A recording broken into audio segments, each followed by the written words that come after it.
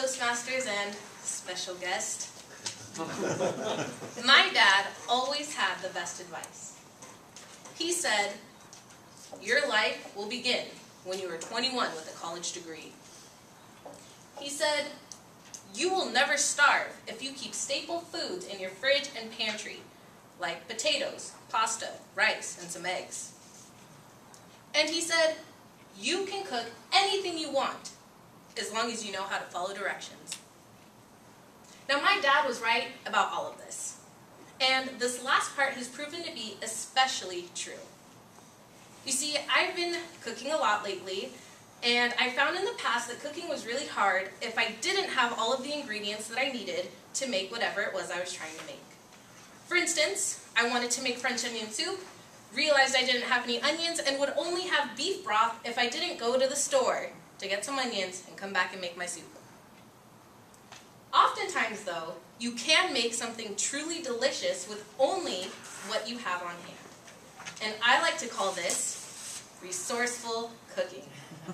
It's something that I've become really skilled at, and I've made things like vegetable gravy and biscuits, crock pot casserole, soda can cupcakes, and my new favorite dessert, spiced snickerdoodle cookies. Now, I'd like to share with you the steps I take in resourceful cooking and how my cookies came to be in existence. As a side note, I would like to say that I do use the internet for all of my cooking inspiration, and I get most of my recipes from allrecipes.com. This is not an endorsement, I'm just saying if you want to go there, you can. The 3 things you need to keep in mind when cooking resourcefully are the following. The first is to keep your options open. There are a ton of recipes out there, so don't just go with the first one that you see. Read through a few of them and pick whichever one is going to be the easiest for you to use. My second piece of advice is to know what you do and do not have on hand. All too many times, I have started cooking and realized halfway through whatever it was that I was making that I didn't have all of the ingredients that I needed. Like one time, I tried to make some chocolate chip cookies. I was making the dough, went into the pantry, 0 chocolate chips. They were delicious plain cookies, but it did not satisfy my chocolate needs. And there is a Chinese proverb that says, even the most resourceful housewife cannot make a miracle with the riceless pantry. So, know what you do and don't have on hand. The third thing to keep in mind is that you will need to use substitutions. Now, you can Google substitutions. You can type in substitute blank for blank in baking or cooking. Or another trick that I have that I like to use is whatever recipe you're using on the internet, on the website, there will be user comments. People that have used the recipe and decided that they wanted to tweak it, or they really liked it, or they didn't like it at all. So you can go through those comments and find substitutions that are similar to yours, and then bam, your recipe's ready to go. So on to the cookies. It was about 2 a.m. the other night, and I had a hankering for some cookies. I refused to go to bed without dessert, and thus my search started on the internet. I went through a ton of cookie recipes, let me tell you, because I didn't have a specific cookie in mind. I just really wanted something sweet, you know. And finally, I decided that I wanted a sugar cookie. It's simple and delicious. But then my palate told me it wanted something a little bit more complex. Something a little bit special. Something I hadn't had in ages. A snickerdoodle.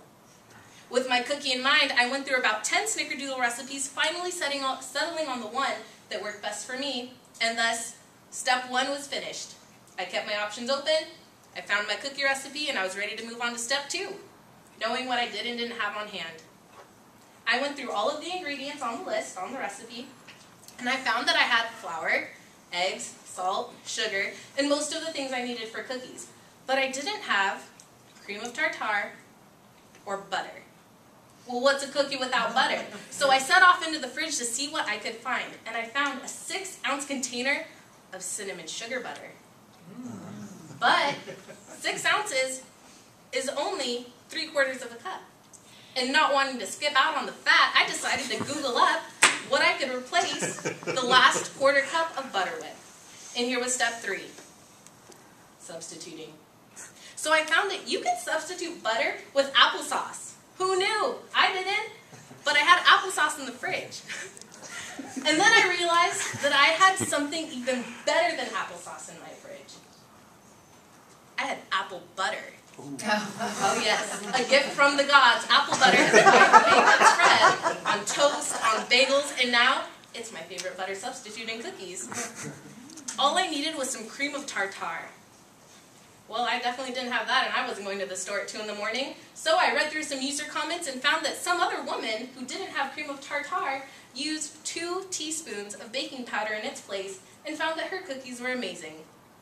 I put that on my list, threw all my ingredients together, rolled up my little balls, rolled it in some cinnamon sugar, threw it on the baking pan, into the oven, and I brought you all a batch of them to try today. Oh yes, I did. I was pleased with the outcomes, more than pleased I should say, and I hope you all are too.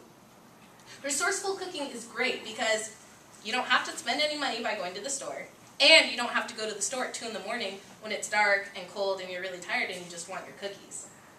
The only 3 things you have to keep in mind are that you need to keep your options open, you have to know what you do and don't have on hand, and don't start cooking unless you know, or else you'll end up with plain cookies.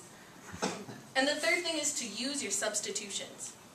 And if you do those 3 things, you might not be able to create a miracle with your Rice's Pantry, but you might be able to create a tasty cup of soup or a special cookie. Mr. Toastmaster.